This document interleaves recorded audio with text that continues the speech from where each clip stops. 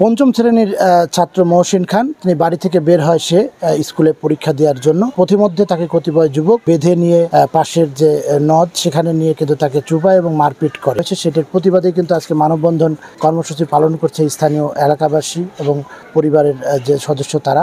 ছিলারকান্দি কসিমউদ্দিন সরকারি প্রাথমিক বিদ্যালয়ের সামনে শতাধিক মানুষ কিন্তু এই মানববন্ধন কর্মসূচিতে অংশ নেয়। ওরা আমার মারছে একবার, শুকাইছে, শুকানোর পরে আমি আবার বাড়ি গেছি।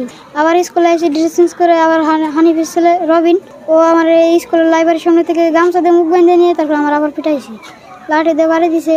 বলছে খালি যে তোমার বাবা আমাকে মামলা করছে, মামলা না উঠলে মারে লাগবে। যে আমার ছেলেরে মারছে, আমরা এর বিচার চাই। আর আমার ছেলের মতন যেন অন্য কোনো পোলাপান বাচ্চারা না মার খায়। আমি 12/6/24 আমাদের সাথে একটা মারামারি হয়। মারামারি হলে আমার বাড়ি থেকে তুলে নিয়ে এই মাদের ফকির ছেলে, মাদের ফকির সহ পরে আমার এই বাড়ির পর থেকে উঠাই নিয়ে রাত 2টা বাজে উঠাই নিয়ে আমার জোরপূর্বক মাইরে আমার 2 পায়ে 4 জায়গা ভাঙা আছে, হাত 1 জায়গা ভাঙা আছে, মাথা ফাটা আছে।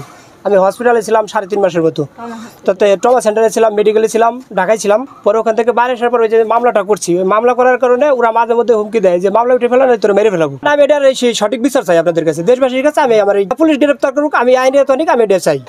এই যে তাদের মধ্যে যে দুই পক্ষের বিরোধের জেরেই কিন্তু এই দেলোয়ার খানের ছেলে, এই যে পঞ্চম শ্রেণীর শিক্ষার্থী, তাকে কিন্তু এই পথে আসার সময় তাকে মারপিট করা হয় এবং পানিতে চুবানো হয়। এ ঘটনার পর ফরিদপুর কোতোয়ালি থানায় ওই শিশুটির মা তিনি কিন্তু একটা অভিযোগ দায়ের করেন। পরবর্তীতে সেখান থেকে থানা পুলিশের কর্মকর্তারা আসেন এবং বিষয়টি তদন্ত চলছে বলে তারা জানিয়েছেন।